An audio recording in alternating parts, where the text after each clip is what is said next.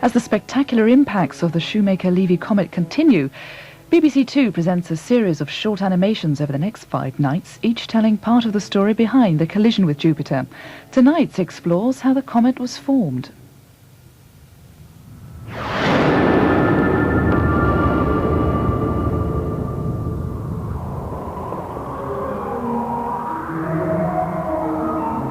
At the very edge of our solar system, beyond Neptune, where the warmth and gravitational pull of the sun is almost non-existent, there lies the Oort cloud, a blanket of frozen rocks that stands between us and the stars.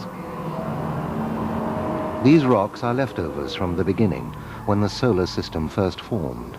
Abandoned by the forces that fused our planets, they are so delicate you could probably break them apart with your bare hands.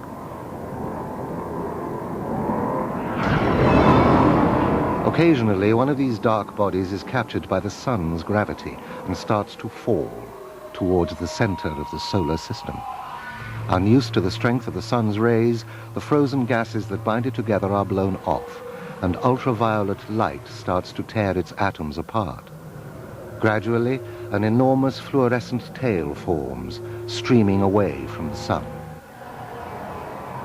This is a comet, and it has started to age. As the comet races towards the sun, it loses more and more of the ice that binds it, and larger pieces of material break off. At last, it is dragged by gravity round its fiery attractor and thrown like a slingshot back into deep space. A grand tour of the solar system, but one that can be brought to a sudden end if it wanders too close to a planet.